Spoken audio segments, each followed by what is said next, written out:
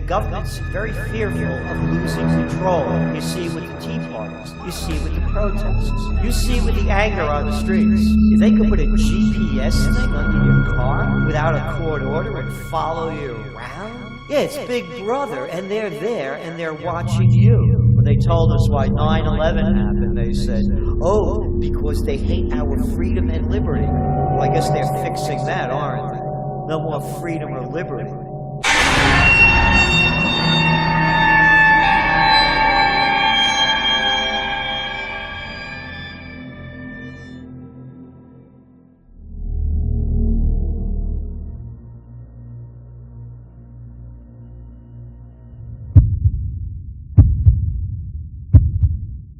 The United States is no longer the land of the free. Americans live in a system with literally millions of unnecessary government regulations that have destroyed the free market and sent millions of well-paying jobs overseas. Americans today are constantly watching their speedometers and trying to conform to every little rule, yet there are so many rules that it's impossible for even the most honest and hardworking Americans not to be breaking some type of law on a daily basis. We are slaves in a criminal monetary system where the Federal Reserve steals from the middle class through inflation and transfers this wealth to their banker friends on Wall Street. We are forced to accept pieces of paper as money when the U.S. Constitution defined only gold and silver as legal tender. NIA has already proven in our previous documentaries, Melt Up, The Dollar Bubble, and Hyperinflation Nation, that the US dollar will soon become worthless and Americans will see the purchasing power of their savings and income destroyed. However, the impending currency, fiscal, and debt crisis is no longer NIA's greatest concern. We are now seeing countless signs on a daily basis that the US is headed for a complete societal collapse that will end civilization as we know it forever. You're actually breaking the law. Breaking the law if you try to capture rain falling onto your roof and pour it on your flower bed. Obviously, if you use the water upstream, it won't be there for the person to use it downstream. So what about the little guy watering with rainwater at home? Will anybody do anything about that violation of the law? If she really does do that, then she ought to have a water right to do it.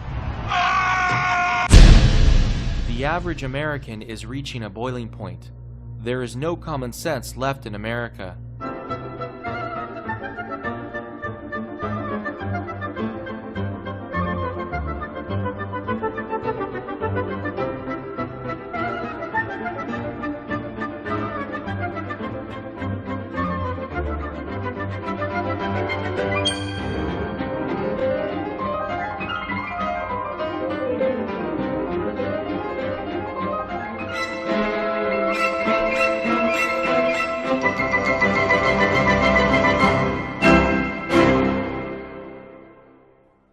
NIA has received hundreds of emails from members who are over 65 years old and are being carded to buy alcohol at major retailers like Target and Walmart. One NIA member has a son in the 2nd grade who was suspended from school for 1 full year and told to await a threat assessment meeting for doodling a small rocket in his notes during class.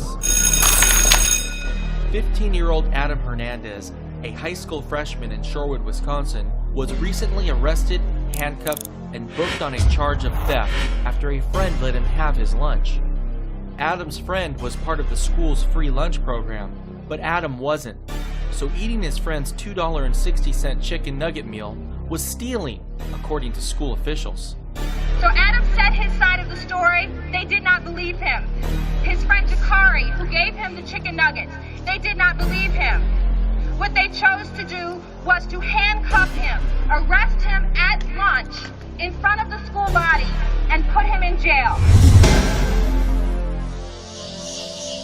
Federal agencies have now put 6-year-old girls on the no-fly list as potential terrorist threats, and even 3-year-old girls are now being harassed for no reason by TSA agents at airports. 6-year-old Alyssa Thomas is like any little girl. Ta-da! She loves her dolls, and she's already excited about the 1st grade. But according to the U.S. government, you should be worried about what she's up to. Dr. Santosh Thomas was just made aware that his oldest daughter is on the list. the terror watch list that impacts travelers who could be a threat to national security. Here, a TSA employee we've decided not to show is patting down Mandy while my wife holds her.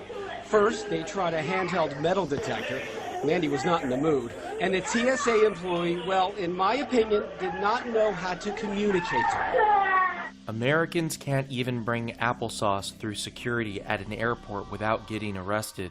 Supervisor Atkins of the TSA inspects Nadine Hayes' blue ice chest and finds items such as yogurt, grapes, sliced cheese, milk, cottage cheese, applesauce, and soda, which were all essential food items for the hydration and health of her 93-year-old invalid wheelchair-bound mother, Eleanor. Supervisor Atkins refuses to compromise and rudely stated, "We are going to confiscate everything." With this remark, Nadine reaches for the ice chest with her mother's food. Supervisor Atkins gives up possession to screener Teta and a tug-of-war over the ice chest begins. Nadine is very upset that she will not have her 93-year-old mother's food items, but is still going to try to make the impending flight. She then takes the now empty ice chest and gathers the rest of her belongings. Supervisor Atkins appears to find this all rather humorous, as seen by her broad smile to her colleague. Melee is finally given back her charge of Eleanor.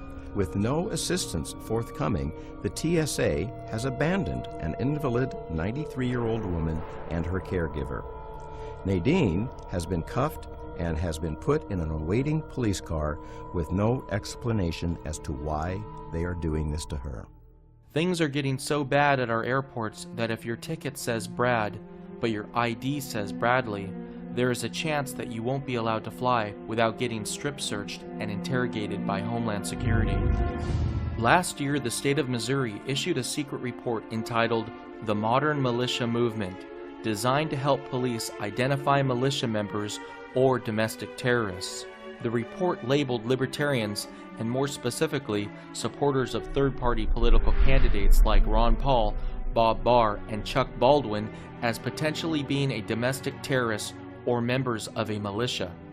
Right after this report came out, a Ron Paul supporter who was leaving a Campaign for Liberty fundraiser in St. Louis was detained at the St. Louis airport for having Ron Paul bumper stickers on him and $4,700 in cash, which came from the sales of Ron Paul books and t-shirts at the fundraiser. Let's listen to some of the shocking audio from his encounter with TSA agents. I'm just trying to ask some questions to figure out what all this is about so I can get you on your plane. But you want to play smart, and I'm not going to play your game. How much money is it? I don't know the exact amount, sir. The card says about $4,700. $4,700? Yes, sir. Why do you have all this money? I asked her, sir, if am I required by law to answer the question? That's my. I'm just asking you why you have $4,700. I understand. That's my question. I don't understand the law. Do you want to talk to DEA about it? They'll probably ask. If they can tell me if I'm required to answer the law question, I'll answer the question. I'm just asking, looking for a simple question. I just want to know why you have $4,700. That's not an unusual thing. I care if I need $50. He refused to answer any questions. He don't want to answer. So we gonna have to take him down to the station and let DEA, FBI, and all those people talk to him. Every one of them. You're suspicious to me. You're just from your answers. That's why we're going to the station. Am I being forced to the station, or am I free to go? You will be if you don't walk out this office. Yes, you'll be going to the station. You'll be forced. Okay. That's fine. I understand. You're going to be going to the station. Now, do we have to put you in handcuffs, or will we have a problem with you walking through this no, sir. terminal? You'll be detained, yes. Okay. That's fine, sir. I don't understand the law. I'm happy to go. Well, we're going to help you understand if you don't. Americans' rights and personal liberties are being trampled on.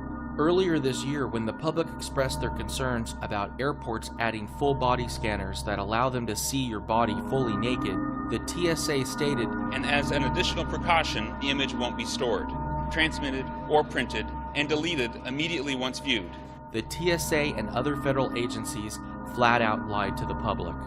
The U.S. Marshal Service has now admitted that over 35,000 naked images of Americans from the full body scanner used at the federal courthouse in Orlando, Florida, have been stored between the months of February and July of this year alone.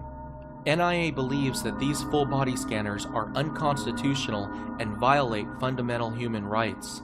The mainstream media has worked tirelessly to calm Americans' privacy fears by showing altered images from these scanners with blocked out genitals.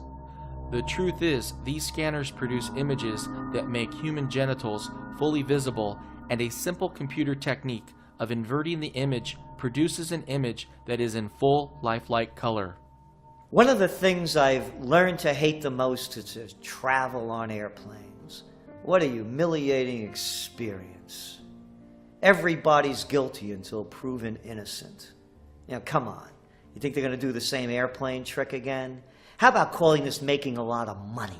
It's just another way to make money, intimidate the people, and keep them in control. Look, you go into any office building and you got to go through this stupid routine of showing your identification, your license, getting the picture taken. Come on. It's not like I just landed on the planet last year. The rush to install naked body scanners in airports came right after the failed underwear bombing in Detroit, which NIA believes was taken way out of proportion by the media in an effort to help their corporate friends make billions off of the American public. What if, God forbid, there is another isolated terrorist attack in the US, but this time at a shopping mall? Will all shopping malls be forced to implement naked body scanners? What about schools, rail stations, bus terminals, and even high-traffic city streets? NIA believes that keeping Americans safe at home should be the primary goal of the U.S. government, but in no way should Homeland Security be used to violate Americans' privacy and constitutional rights. NIA has just learned that if you buy a new Toyota at a dealership in San Diego, the sales transaction is now videotaped in order to satisfy a requirement of Homeland Security, which they claim is to prevent the laundering of drug or terrorist money. If you are driving on a New York State highway and pay your toll with a denomination over $20, the New York State Thruway Authority collector must collect your license plate number and report you to the Department of Homeland Security. These Homeland Security measures are infringing on our rights and not making our country the slightest bit safer. The U.S. today is experiencing a merger of state and corporate power. The average small business owner in America is being squeezed by government, forcing Americans to rely on a select few corporations that have all the wealth and power. Business is booming at Vernon Hirschberger's farm. I'll show you. Customers are lining up in record numbers to get their hands on his raw milk. Illegal raw milk. We should have the right to choose what types of foods and what types of drinks that we want to put into our bodies. Wednesday, state inspectors raided the farm with a search warrant. While serving the warrant, they not only put tags and tape on the coolers inside the store, they came in here where people actually get their raw milk out of a tank, and they poured a dye inside the tank.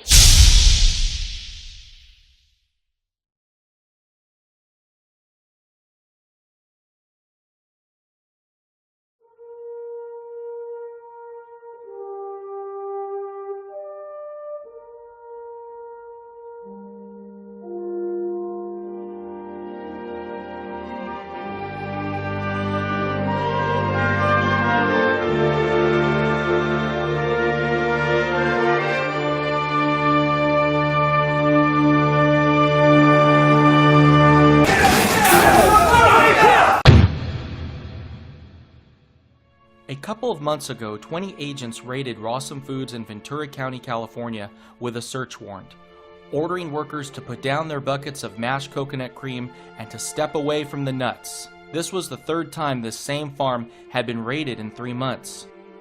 Sharon Palmer, owner of Rawson Foods, thought she was on her way to resolving the problem over labeling of her goat cheese after the first 2 raids, but apparently not. It's pretty shocking how the police and district attorney in California have absolutely nothing better to do than harass honest, hard-working farmers who are growing and sharing natural, healthy, organic foods. As part of the raid, Sharon's 12-year-old daughter Jasmine had her computer taken and her homework lost. Jasmine still hasn't received back her computers from the 2 previous raids. All across the U.S., small organic food co-ops are being raided by police with guns drawn. Farmers are being treated no different than cocaine kingpins and are being charged with such things as illegally selling raw milk. These food co-ops are guilty of nothing other than sharing healthy food with people in their local communities. However, they are obviously a threat to the large agricultural corporations that pay off our elected representatives in Washington. Americans need to speak out now to help protect small farmers from the FDA and other government agencies that have been hijacked by the greedy and destructive billion-dollar agricultural giants. They're putting the people out of business, particularly at a time when people want more organic food. They don't want Auschwitz Farms eggs coming from, I love the names like Sunnydale Farms, Hillendale Farms, chicken coop concentration camps. People want a higher quality, and they know that they're going to erode the profit base of these large corporations that work on very thin margins. So they're putting them out of business. They're making it more and more difficult for them to compete. Competition's all but dead, and they keep killing it more and more. Every private individual in America deserves to have the basic human right to buy farmland and cows and share their production of food with others. With the government trying to destroy small farmers because they are a threat to the market share of major agricultural corporations, it's a sure sign that a U.S. breakdown of society is imminent.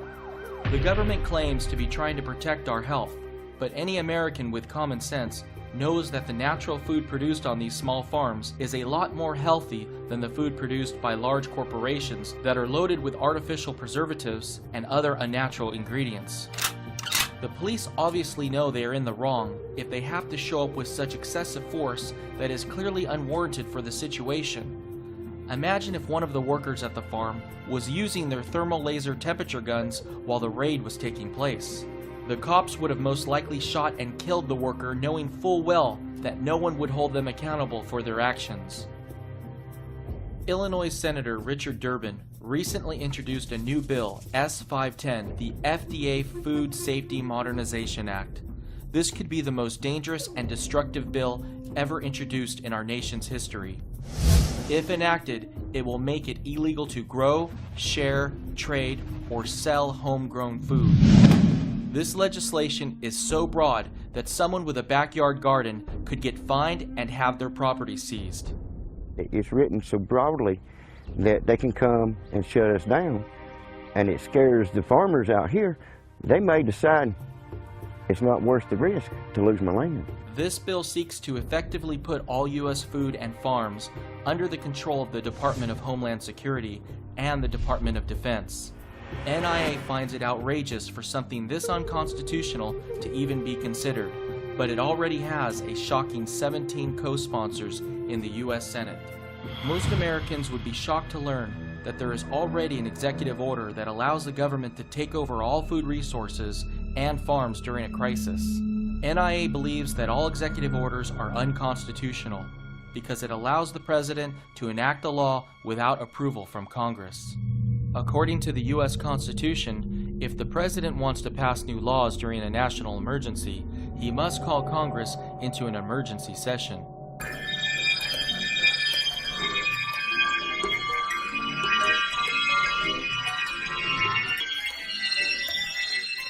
During the Great Depression, Congress enacted the Agricultural Adjustment Act, which paid farmers to destroy their crops in an attempt to artificially raise food prices. This increased the duration of the Great Depression, which would have ended a lot sooner without it.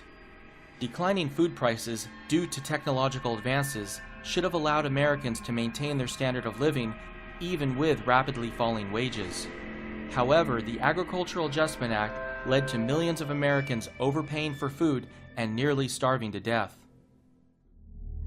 In the Great Depression, rabbits saved a lot of people from starving. I mean, you can look it up. And in America, they've always been typically pets. So people, they don't look at them like in Europe, where it's a food source. Right. But like I said, right now they're just pets, and hopefully it never comes down to that because they are cute. The U.S. is currently on the brink of a major food crisis that will lead to millions of Americans starving to death this decade. In October of 2009, NIA predicted that inflation would appear next in food and agriculture. In just the past few months alone, coffee prices have gained 40%, pork belly prices have gained 50%, and wheat prices have gained over 100%. Being in the restaurant business, I have the luxury of going to Restaurant Depot to buy in bulk for substantially less money. Have you been seeing a lot of inflation over the past month? I was in Restaurant Depot 2 days ago, and the last time I was there was about a week and a half prior to that. And coffee went from $16 for a 5-pound bag of beans up to $18.50. Over the summer, that same bag was $15 back in August. Rice went from $26 for 100 pounds to $29.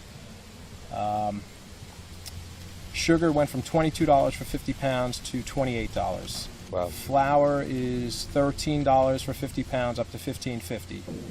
Beef used to be, I don't pay too much attention to the beef only because I get it locally all natural, but I do kind of glance at the prices. Beef over the summer was, for the chop meat, I remember that was $1.79. It's $2.09 now for the same amount. Yeah. Cheese, like mozzarella cheese, went from $1.59 a pound to $2.09 a pound. That happened pretty rapidly. In December of 2009, NIA said catastrophic food shortages were possible beginning in 2010, not just in the US, but all around the world. NIA was right.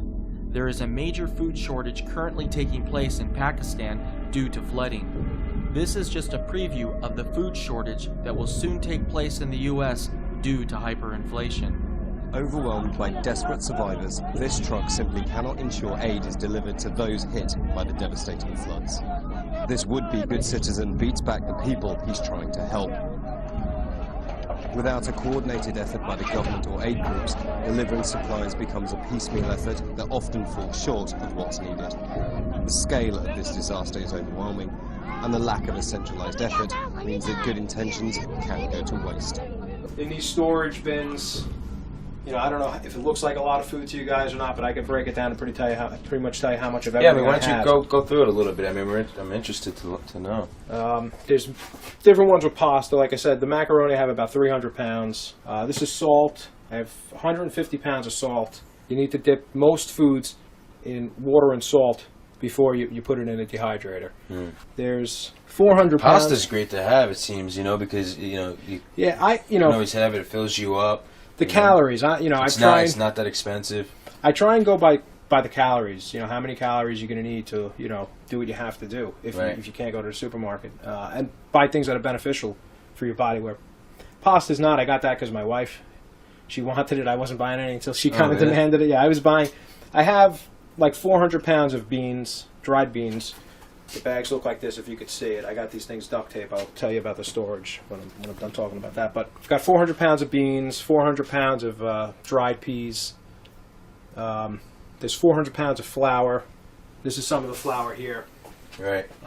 In that one, there's baking soda. I have baking powder.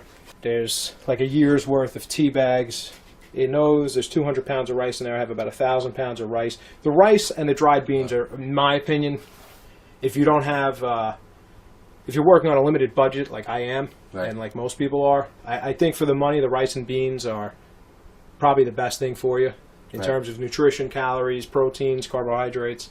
I think it's a good mixture of what you're going to need. There's sugar. I have 200 pounds of sugar, which if I use it all or barter it, Yeah. Because you got to think not only for yourself to eat, but also to have enough to barter if you need something else. People are going to want. I have about a year's worth of coffee beans. This is the bag of coffee. I have about a year's worth of this stuff because this will be another. I drink coffee every morning, but this went from $15 in late August to $16 a week and a half ago to $18.50 2 days ago. Wow. So coffee's pretty expensive. This is something. If the business opens soon, I'll buy a lot of this, and I know this will be valuable. This will be a valuable commodity to trade with people. I think in total, between upstairs and there's like 30 tubes of toothpaste. I have 30 toothbrushes, dental floss. I got like 50 bottles of shampoo, toilet paper. I think toilet paper is going to be in demand when everything falls apart. Everybody's so accustomed to having these things, I'd rather have it in storage and not take the chance of having to use a leaf. While most Americans today are concerned about making their mortgage payments, that will soon be the least of their concerns. Hyperinflation will effectively wipe out the debts of most Americans, as it will allow them to pay off their mortgages with depreciated US dollars. Unfortunately, hyperinflation will make the lives of Americans far worse off because it will cost thousands of dollars just to fill your refrigerator with food. Not only is the merger of state and corporate power destroying the agricultural sector, but it is also sabotaging U.S. healthcare. The American Psychiatric Association is now trying to con Americans with the pushing for the invention of a new mental disorder, healthy eating disorder. That's right. If you are focused on eating healthy foods, the healthcare industry wants to diagnose you with having a disease so that it can sell you dangerous medicines to help cure it. This is similar to how they invented phony mental disorders like ADHD and manic depressive so that they can make billions by poisoning you.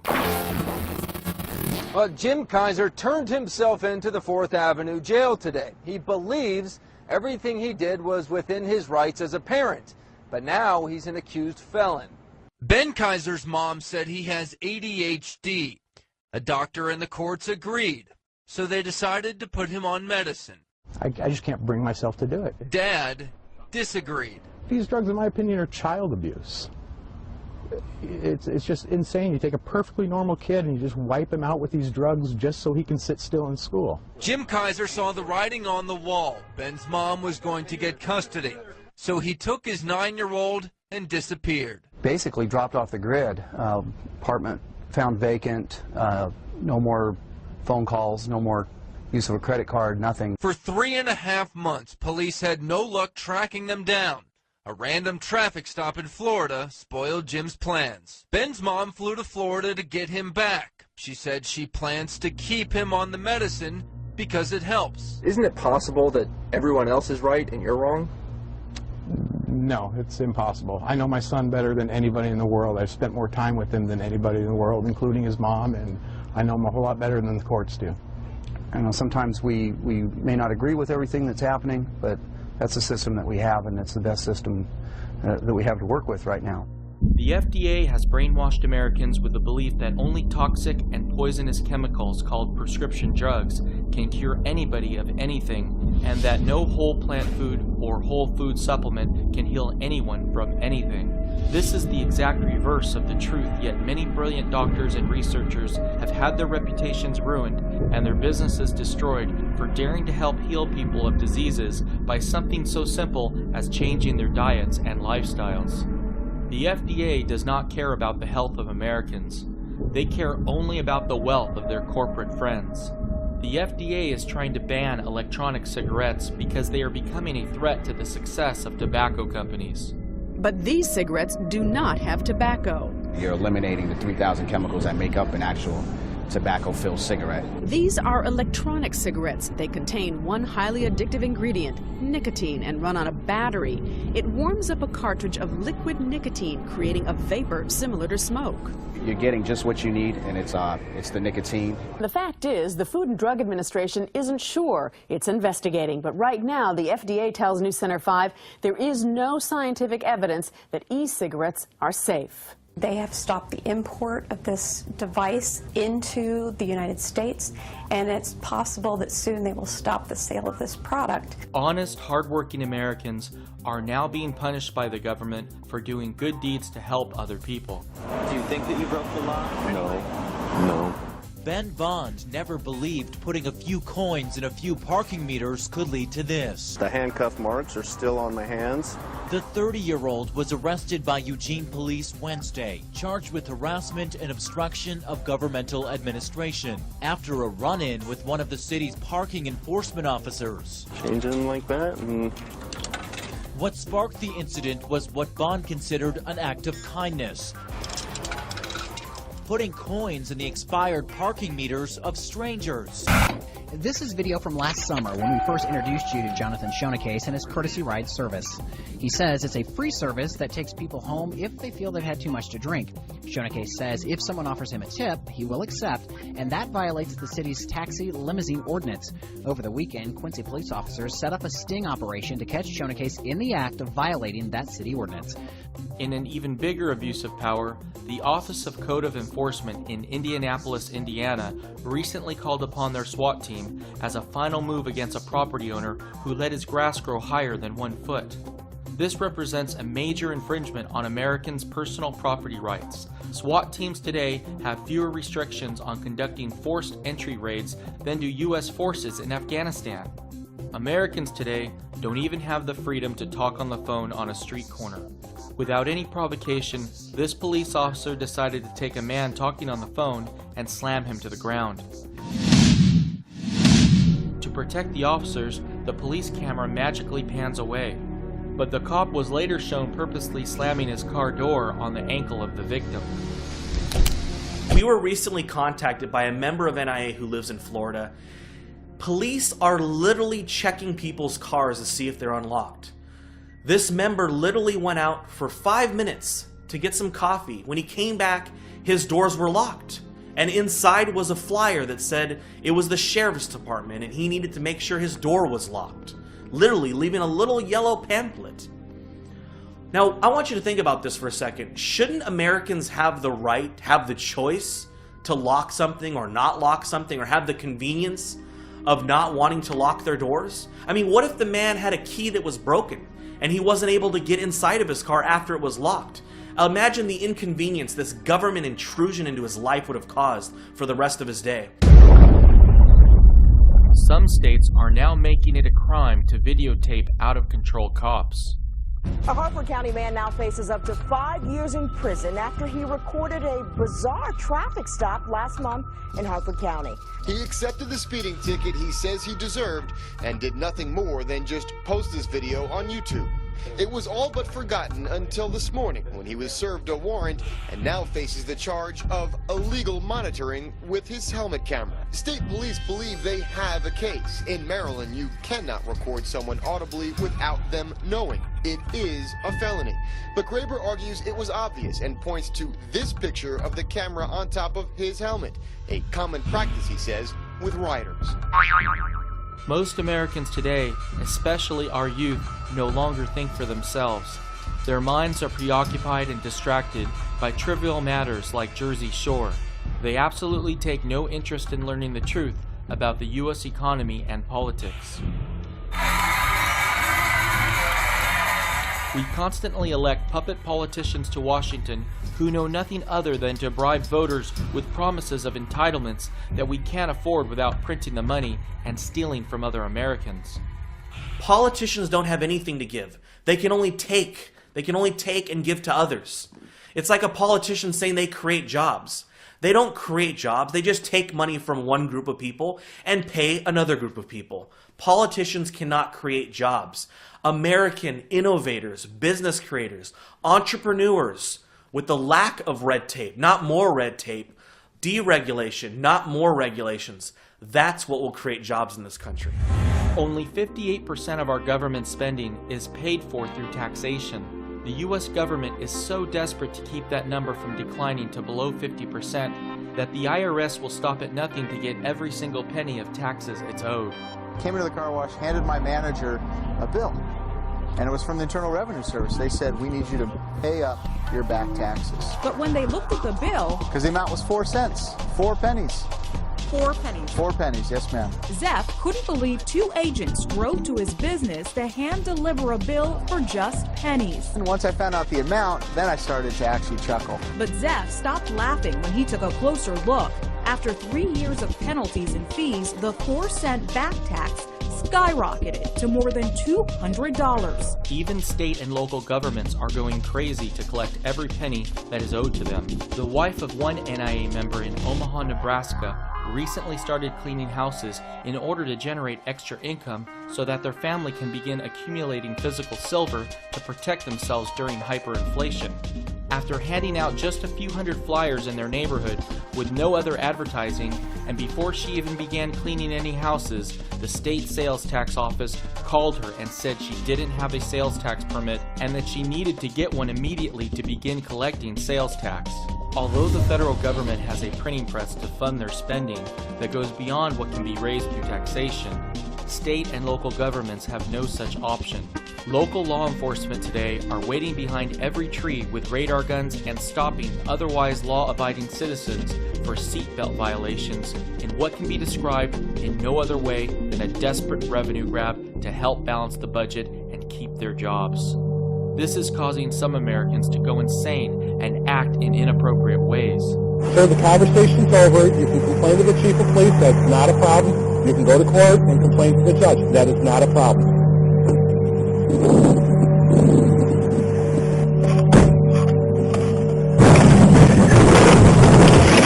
The cops are everywhere. You go over a yellow line, man, boom, they got you. They're waiting. They're all over. Oh, it's not quotas. Oh, no. Yeah, it is. They got them on tape in New York, in New York City, talking about the quotas. Because after I bounce you to a different platoon for inactivity, the next thing is to put you on paper, start rating you below standards, and look to fire you. I really don't have a problem firing people. I don't need to carry them. They're counting seatbelts and cell phones. They're counting double parkers and bus stops. If day tours contributed with 5 seatbelts and 5 cell phones a week, 5 double parkers and 5 bus stops a week. But you as the bosses have to demand this and have to count it. Your goal is 5 in each of these categories. Not a difficult task. It could be accomplished on Monday. If it's not accomplished by Monday, you've got to follow up with it by Tuesday. But there's no reason why it can't be done by Thursday. All right. So whatever I get Friday, Saturday, or Sunday is gravy. I'm not looking to break records here. NIA has been hearing from members in Los Angeles that at LAX, parked cars in the airport parking lot are now being cited for expired registrations, no front plate, tinted windows, and other vehicle code violations. This kind of behavior was previously unheard of, but with state and local governments near bankruptcy, they simply have no other choice. Even more outrageous, in San Francisco, the police have started a pilot program that is training civilians to do their work for them. The whole idea behind civilian investigators is to speed up response times, save money, and to free up sworn officers so they can focus on more important things. The way it is right now in San Francisco, sworn officers respond to nonviolent crimes such as burglaries and car break-ins. But under a pilot program, 15 civilian investigators, who would cost about half as much as officers, will be assigned to respond to those types of cases. They will be trained to collect evidence, conduct interviews, and photograph crime scenes. The 6-month pilot program is scheduled to begin in January. It will cost nearly $1 million. The 15 civilian investigators are set to work in only a couple of San Francisco's 10 district stations. NIA considers this to be a perfect example of how fiscally inept major cities in the U.S. are today. San Francisco thinks they will be saving money by paying 15 civilians nearly $1 million for 6 months of work. That equals out to about $67,000 per civilian, or over $133,000 per civilian on an annualized basis, and they say this will cut their costs in half? Does this mean that police officers in San Francisco are now being paid $267,000 per year? Not only will this plan make San Francisco's budget an even bigger disaster than it is today, but it will have the unintended consequence of encouraging more burglaries and other forms of theft in the city because no evidence that is collected by civilians is going to hold up in court. NIA has learned about the latest schemes cities are using in a sad and desperate attempt to generate revenue. It is now becoming common practice in major cities that if the police are called to an apartment building for a verbal dispute or other minor incidents, the city building inspector will come along with the police officer. If they find any minor violation, such as a rusted heat vent or a missing crawl space door, they will red tag the building, fine you thousands of dollars, and force you to spend thousands of dollars for a building permit to make the repairs, and require that the landlord get hotel rooms for the tenants until the repairs are made. Even more shocking, the city of Philadelphia is now requiring that any resident who runs an internet blog pay a $300 business privilege license fee. One blogger in Philadelphia, Marilyn Bess, recently received a letter from the city demanding that she pay the $300 business privilege license fee to run her Miss Philly organic blog. Miss Bess is currently unemployed, and this personal blog of hers only earns about $50 per year in income. A countless number of cities and municipalities across the country are now cracking down on garage sales. Many towns now require that you pay for a garage sale permit. Some towns even require you to pay an additional fee for a permit to place each garage sale sign. The federal government even recently passed a new law making it a crime to sell recalled products at a garage sale. Now, the Brushians were hoping to clear out some clutter and make some much-needed cash this summer. What they don't know is they could be breaking a federal law right now, and this garage sale could potentially end up costing them $15 million. The 2008 Consumer Product Safety Improvement Act was passed to keep dangerous toys from entering the U.S. Now the government says it applies to the sale of used goods, even those at garage sales. Sell recalled items, and you could be fined at up to $100,000 each. Like this pack and play. They could theoretically go under the playpen and get their neck stuck here in this bar. So any pack and play that doesn't have that warning label on it is recalled until they can add that warning label. We're shocked. We actually returned another one to get this one because this one was like the best one on the market. I own this same exact product, not knowing that at home, the exact same color and everything. How do you expect someone just to come in and know? I mean, like I said, I own this piece myself. Not knowing about recalls won't excuse resellers from penalties, so the CPSC has a 24-page handbook they say makes it easy for them to cross-check their items. The government is trying to eliminate garage sales altogether so that we can increase our trade deficit by purchasing new products we can't afford from Walmart that were imported from China.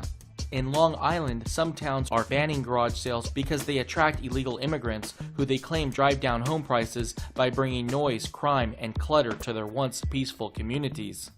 Police today can arrest and detain American citizens who are caught driving without a license, but they have no power to check the status of an illegal immigrant.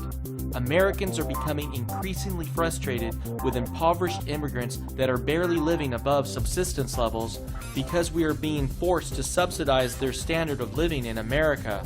One NIA member recently saw a $20 monthly increase in their cable television bill specifically for the addition of new mandated Spanish channels. Ese hombre es usted, Juan. We cannot support them. We don't have the economy.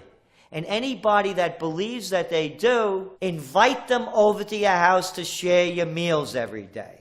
Take more money out of your pocket and your family's mouths and give it to them. Everyone loves to be altruistic, but when it comes at a cost where you can't afford it, I'm not going to do it.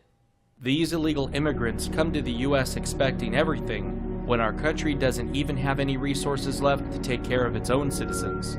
The economy's in decline. We don't have the jobs. We have to create 125,000 jobs a month just to stay equal for population growth and new people coming into the workforce.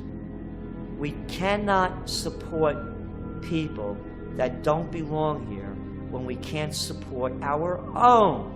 Unfortunately, getting rid of illegal immigrants will not solve any of America's fiscal problems. The illegal immigrant issue is mainly being used by the mainstream media as a distraction from the real economic issues. In fact, the underlying fundamentals of our economy are so unsound that we are receiving countless reports from NIA members who know illegal immigrants that are choosing to return to their country of origin. I came here 8 months ago. I cannot find work. I can't earn money. I want to return to my country. Although the federal government says they are making it their top priority to deport illegal immigrants, the truth is they are actually making it a lot tougher for them to leave the country. Instead of ushering illegal immigrants out of the U.S. at the border, the government is wasting money we don't have to process and then formally remove illegal immigrants who wish to leave the country. This has the unintended consequence of encouraging illegal immigrants to stay in this country, because if they left formally and then came back in the future, they risk being prosecuted criminally. Many NIA members who have dual citizenship with other countries are already acting now to get out of harm's way before U.S. hyperinflation and the collapse of society. NIA believes that there are now far greater opportunities to live a happy and successful life in Mexico rather than the U.S. We are constantly hearing from many Mexicans who are enjoying comfortable lives in Mexico with an income as low as $1,500 per month. Among the draws, proximity to the US, lower taxes and overall living costs that are 30 to 40% cheaper. Here in Southern California, you can expect to pay in the millions for a place on the beach, but in Mexico, a similar piece of property in a gated community starts in the mid-300s. Most Mexicans we know have a car and a house in Mexico that they have paid cash for with no debt. Not only is the cost of living in Mexico a lot lower than the US, but there are now growing employment opportunities in Mexico due to the booming gold and silver mining industry. The only Americans who will be able to survive and thrive in the US will be those who immediately take their wealth and use it to purchase gold and silver. Americans who stop transacting in US dollars and move their wealth to precious metals are effectively opting out of the Federal Reserve's criminal enterprise. NIA is now seeing signs that the US government is fearful of Americans abandoning the US dollar. The US debt Ponzi scheme is about to be exposed, and in a last-ditch effort to keep the dollar bubble propped up, the US government is beginning to take steps to force Americans to stay in the dollar. Hidden inside the recently passed Patient Protection and Affordable Care Act was a new law that had nothing to do with healthcare. Section 9006 of the healthcare bill requires that beginning January 1st, 2012, all businesses and self-employed individuals must report every purchase of goods and services over $600. This will mean that every time a company sells a 1-ounce gold coin or even a half-an-ounce gold coin, they will have to fill out a 1099 form and file it with the IRS. NIA believes that this new law is definitely one of the top signs that a U.S. societal collapse is right around the corner. Imagine the thousands of non-productive IRS employees that will have to be hired when this law goes into effect.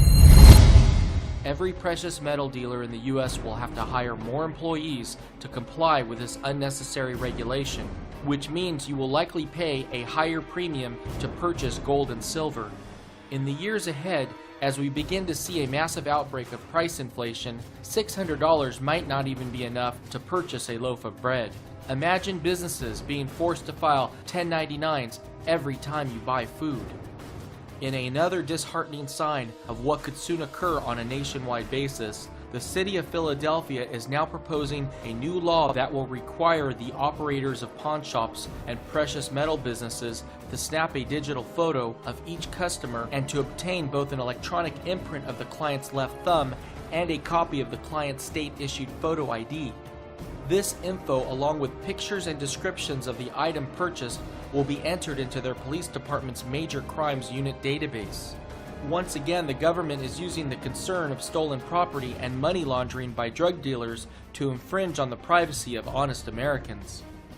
NIA is also hearing reports from members across the country who recycle water bottles and soda cans at local recycling plants. Brand new rules now require them to give their ID to the recycling plant workers who enter their personal information into a computer database, including the exact items that were recycled before they pay them for their goods. They must also sign papers that allow the recycling plant to give this information to the local police and any other law enforcement authorities. The government is taking every step possible to put every American citizen under a microscope and closely track every single thing we do and every transaction we make. In Indiana, there is now a state law that no matter how old you look, you must provide and have your ID scanned to buy alcohol. NIA has confirmed that 2 separate and unrelated men in Indiana, after buying alcohol more than once at the same location, were sent emails inquiring about if they need help overcoming alcoholism. Indiana is also beginning to scan IDs for cigarettes. Before long, it's possible that the new healthcare bill will bankrupt all private health insurance providers, and all Americans will be completely dependent on the government for healthcare. Imagine if when the time comes, the government knows you smoke 1.2 packs of cigarettes per day and they decide to deny you coverage for smoking-related diseases. NIA believes that what's going on in Indiana is just a test run for new federal regulations that will require a national ID to be scanned when purchasing any item, regardless of what it is. Have you noticed lately that if you spend cash at the supermarket, the cashier will look at you like you're crazy? Even businesses that were once considered strictly cash businesses are now discouraging the use of cash and logging every cash transaction. One NIA member recently went to a strip club and handed a $20 bill to a dancer. She refused to take it and told him that he would have to take it to the manager so that he could log it in a book for accounting purposes. Americans today have become dependent on unemployment checks, food stamps, and other government handouts that have not only guaranteed that we will soon experience hyperinflation, but they have the unintended consequence of making any future economic recovery absolutely impossible. Many Americans are no longer motivated to find work and become productive members of society. Some Americans are outright abusing the system that hardworking, productive Americans are forced to support. One NIA member owns the most popular bakery in the Georgetown neighborhood of Washington, D.C. A customer recently entered his store and asked for them to produce a custom-made birthday cake that looks exactly like her very high-end designer handbag. After saying that producing the cake would be no problem and that the price would be $150, the customer said that she would like to place the order and asked if the bakery would accept food stamps as payment. Instead of working as hard as possible to live the best lives as possible, most Americans are satisfied with their unemployment checks and food stamps. They spend their time worrying about the personal lives of others by watching reality shows, reading TMZ, and gossiping about their favorite musicians and sports heroes. This is reminiscent of how during the U.S. Great Depression, Americans became obsessed with going to the movies as it offered them a chance to escape the heat, the cold, and the loneliness of their bleak personal lives. With America's obsession with Hollywood now reaching epidemic proportions, it's a sure sign that a societal collapse will soon occur. NIA has direct knowledge of many Americans who are living in Section 8 housing while receiving unemployment checks and food stamps, but are making absolutely no attempt to find a job. Some of them have had offers to work for $15 to $20 per hour, but they turn these employment opportunities down out of fear that they may lose their housing, food, and other entitlements. The 40-year-old friend of one NIA member who was living off of government entitlements in California recently said that he will come out of retirement for $25 per hour. Anything less wouldn't be worth it. President Obama just signed a $26 billion bailout for cash-strapped states in which $10 billion are going to protect 160,000 teachers' jobs. NIA believes that these funds will do nothing to help education in America and that the entire U.S. education system needs a total overhaul. The system now is built where only those that know how to think like they do become members of the corporation, be chained to one kind of thinking, then school is great for you. If you could regurgitate, repeat, suck up brown nose, and do everything they tell you to do, you will be a success in school, and who knows, someday you could even become a middle manager in some corporation with 2 weeks vacation pay. The school system stinks. NIA has been researching our nation's school districts, trying to see if any of them have come up with any brilliant ideas on how to improve our nation's schools. As smart as our nation's school board members claim to be, it appears as though almost none of them have come up with any ideas other than to beg their state and federal governments for more funds. The most radical idea we have heard is what was just approved in Mount Olive, New Jersey. They will no longer give out any D's. And that means that any middle school or high school student earning anything less than a 70 or a C will actually get an F. What do you have against D's? Well, I don't personally have anything against these other than it's unacceptable.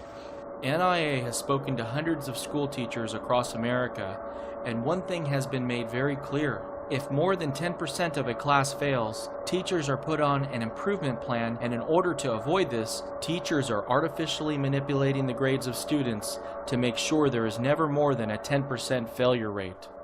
So explain to us how it works, because we understand that in your school district, 384 students a month ago in June ended the school year with a D as a final grade. What happens to those 384 students come September? NIA guarantees that the overwhelming majority of those students will receive a C next year, not because they studied harder, but because teachers manipulated the grades in order for them to look good. Fox News exposes this scheme as grade inflation, which was probably the most Fox has done all year to warn Americans about the dangers of inflation. This causes the school board president to literally become speechless. Do you fear that you will see grade inflation from teachers so that they don't get in trouble for having to give somebody a less than a C? Will they then give everybody a C so that they're not in trouble with you? One, I don't believe so, because I believe in the integrity of the system that They keep faking the scores. So that makes it look like the kids are doing better. So they keep getting federal aid, and those teachers get bonuses. So they cook the books even at that level. Students today are taught in high school about the need to get deeply into debt to attend college for a degree that is worthless because everyone else has one.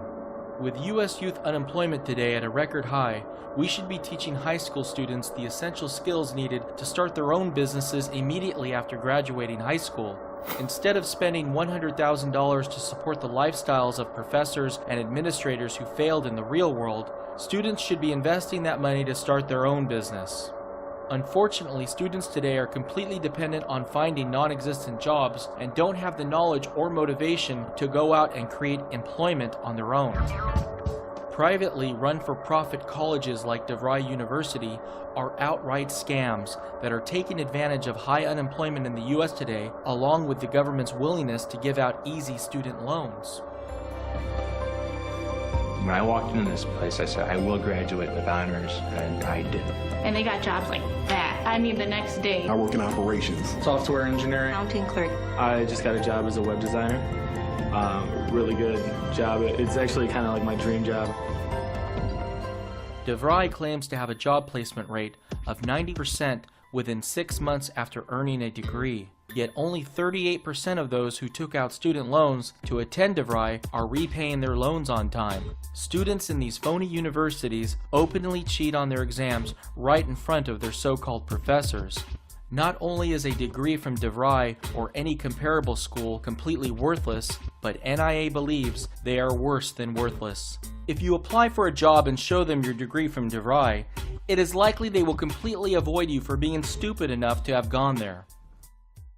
Disturbingly, the U.S. government is now providing foreign aid to subsidize the creation of overseas jobs in South Asia that are replacing jobs that would have been in the U.S.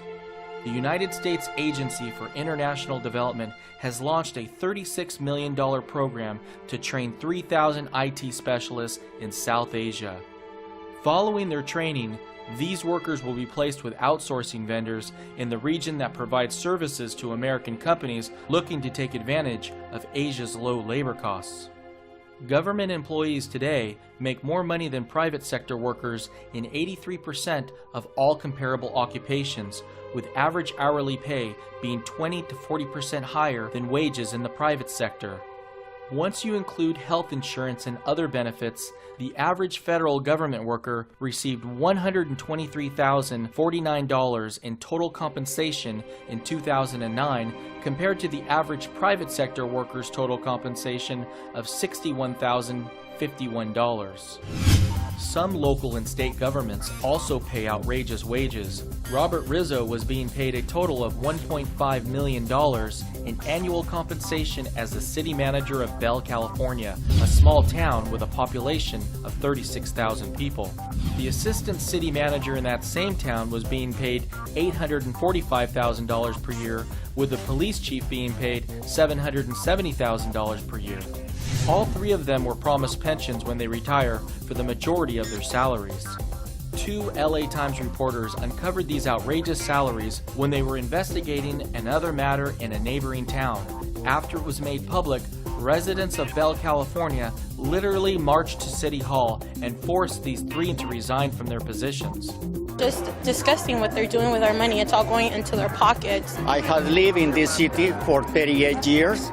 I have never seen before this kind of behavior from the city government. They're serving the people. They're not supposed to be making money out of us. NIA believes the most disturbing part about Bell, California is not what these government employees pay themselves, but how no city residents took enough interest in their local government to discover this until the media uncovered it years later. Bell, California just saw its debt rating downgraded to junk and will likely soon default on its debt, all because residents of the city were simply too preoccupied to care. What's taking place in Bell, California is just a microcosm of what's taking place in our federal government today. First Lady Michelle Obama recently went on vacation in Spain on the taxpayer's dime. Our country is broke, yet we were forced to spend $241,000 for the cost of round-trip transportation, hotel rooms, and 70 security personnel. How out of touch could Obama administration be that they put on a spectacle of a vacation like that at a time when people can't pay their mortgages, when a time when people are losing their jobs, when a time that unemployment keeps going up? They're out of touch. They are the royalty, the elite, just like the stars in Hollywood. It's show business for ugly people in Washington. It's star power. They have no idea how the average person lives or feels because of the way they're treated. The U.S. Treasury is so pathetic that they are now even accepting online donations just to try to pay down the debt. The U.S. has no way of paying back its $13.4 trillion national debt and $81 trillion in total obligations, yet there is still no widespread outrage in this country about deficit spending. Politicians continue to promise more giveaways and lower taxes, and Americans fall for it because they are unaware of the hyperinflation that awaits. Americans continuously get brainwashed by the mainstream media to elect both Democrats and neocon Republicans who do nothing other than rapidly increase the size of government. When I was a kid, growing up during the Cold War, I used to hear about the communists in power, the party. Yeah, the party's still in power. But instead of having one name, communist, they have two names, Republican, Democrat. It's one party.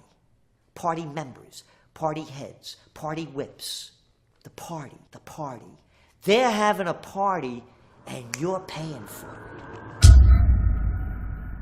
Right now, there are candidates debating about the Constitution of this country. In fact, some of these candidates are holding up the Constitution and saying how they're going to restore it. Yet the next sentence out of their mouth is how they're going to reform an entitlement program, or how they're going to take money from a group of people to offer a tax deduction to another group of people. Redistribution of wealth is not in the Constitution, and neither is a democracy. The Founding Fathers set up a republic so that we did not have mob rule, so that we could not vote each other gifts, because they knew that if you continue to re-elect politicians that promised you more of other people's money, we would eventually destroy this nation.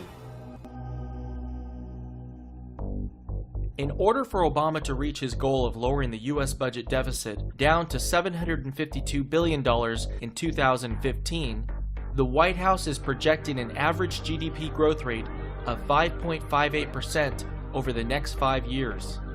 In the second quarter of 2010, U.S. GDP grew by only 1.6%. To get this dismal 1.6% growth rate, the U.S. government had to spend $3.7 trillion on bailouts, stimulus bills, the buying of mortgage-backed securities, and other commitments.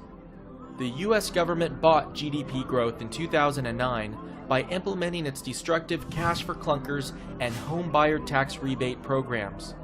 Recently in Los Angeles, California, my friend had their car stolen. It was a 1994 Camry. And we were wondering, why would anybody want to steal this old vehicle? You know what the cops told him? That because of the Cash for Clunkers program, Because of this supposedly government stimulus plan that was supposed to help our economy, thefts are up for older cars because the thieves need the parts. Parts are in huge demand for older vehicles because the government literally destroyed a working asset and sent it off to China. The U.S. is so desperate to generate revenue now that they are taking advantage of America's concerns about inflation by selling forever stamps. Stamp prices have increased by 475% over the past 40 years. The U.S. Postal Service claims that if you go to the post office and purchase a forever stamp today, you will be able to use it to mail a first-class letter at any time in the future. NIA considers forever stamps to be a scam. The government is spending the funds they generate from the sale of forever stamps and won't have the resources to meet these obligations in the future. NIA is confident that the U.S. government will soon propose more stimulus spending while the Federal Reserve unleashes additional quantitative easing. Before long, the government will go bust and will either default on its Social Security obligations or print the money to pay them, creating hyperinflation.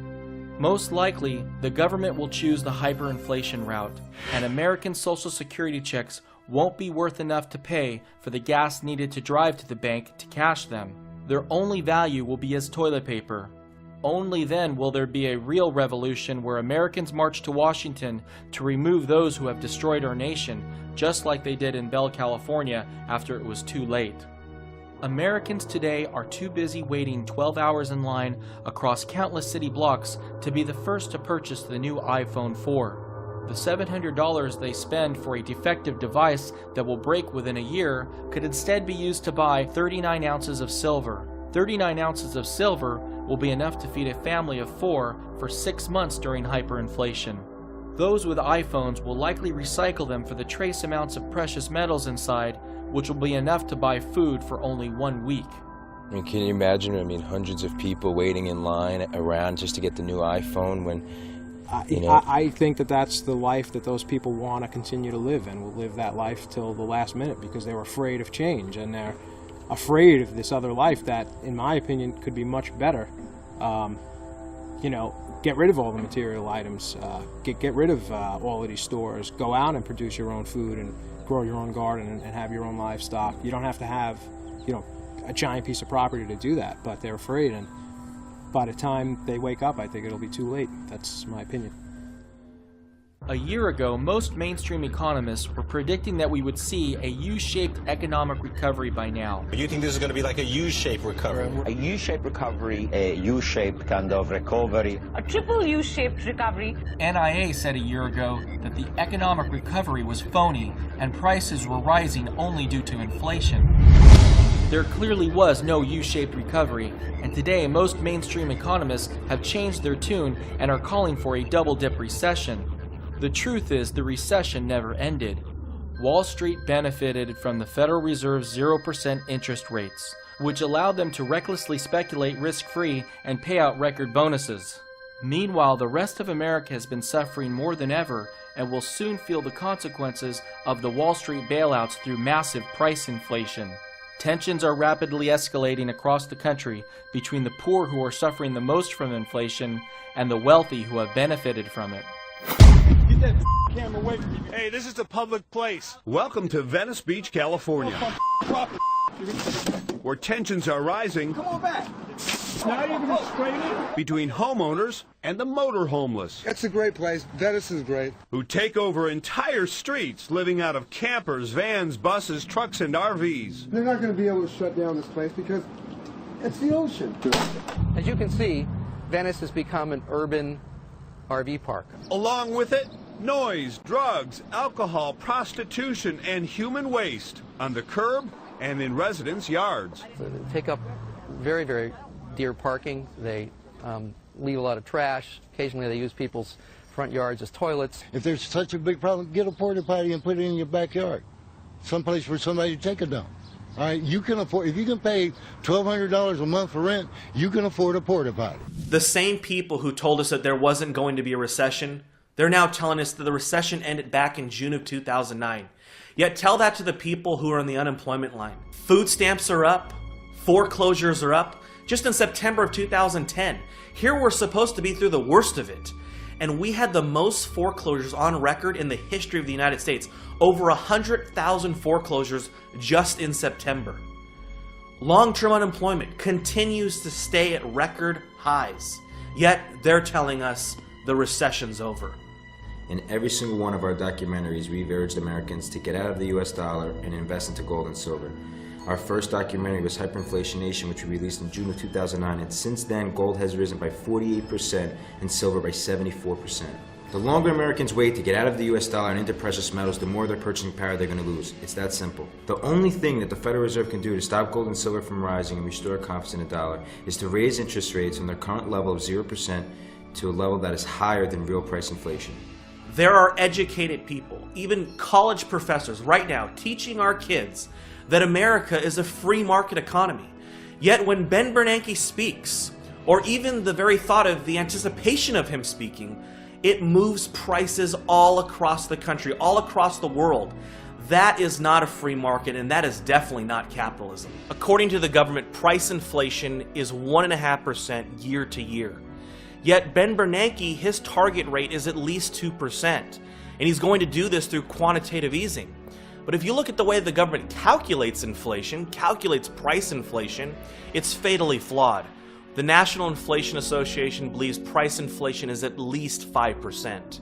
Now, what do you think is going to happen when Ben Bernanke does meet his target rate of 2%? Do you think that 5% might jump up to a real inflation rate of 10%, possibly even spiraling out of control? Because remember, the world reserve currency is the US dollar. And because of this status, there's over $10 trillion held by foreigners. If this money comes back to America, it will come back to bite us in the worst possible way. We could see an epidemic of hyperinflation here in the United States of America. It will be impossible for Ben Bernanke to ever raise interest rates higher than the real rate of price inflation because of the size and scope of our national debt. Our national debt is now 15 times larger than it was when Paul Volcker prevented hyperinflation in 1980 by raising interest rates to 20%. Our GDP has only grown 1.5 times larger since then. If Bernanke were to raise interest rates in any substantial way, Americans' mortgage payments would double and our budget deficit would explode by trillions of dollars per year. I believe that Ben Bernanke is under pressure by the President and Congress to keep interest rates at artificially low levels until the dollar is basically worthless. Americans living in a fiat world got insane. Today, gold and gold mining shares account for only less than 1% of the total world financial assets. From 1921 to 1981, gold and gold mining shares accounted for more than 25% of world financial assets. Even if all of the world's non-gold assets were to decline by 2/3, gold would still need to go to $10,000 per ounce for this figure to get back to 25%. It is absolutely shocking to me that the mainstream media is proclaiming that there is a gold bubble, when in fact in 2010, Americans have only bought $2.7 billion worth of gold, and guess how much worth of bonds? $155 billion worth of bonds. That's 57 times more bonds than gold. Now you tell me, are we in a gold bubble? It's absolutely shocking to me how clueless investment advisors are today in the US. I mean, can you believe that they're telling Americans, take 25% of your savings and put it into US Treasuries or bonds, and take the other 25% of your savings and keep it in US dollar cash? I mean, 50% of your savings and you're putting it into dollar-denominated assets that are basically worthless pieces of paper. Now, what drives me nuts is the fact that not only are these investment advisors telling you to put 50% of your savings into dollar-denominated assets that are basically worthless in my opinion, but you're lucky if they tell you to put 5% at most into gold, the most real and stable asset that the world has ever seen. I mean, Americans are being brainwashed right now as if gold is the risky and speculative investment, when in fact it's the dollar. I mean, the only reason why gold is volatile right now is because it's priced in unstable dollars. Many have said what the Founding Fathers faced was impossible, and what we face is impossible. But now is the time, and you are the person. Join us at inflation.us for insightful reporting, for alternative investments to protect your family from the consequences of reckless and out-of-control government. We are the people. We have the power. We are the resistance.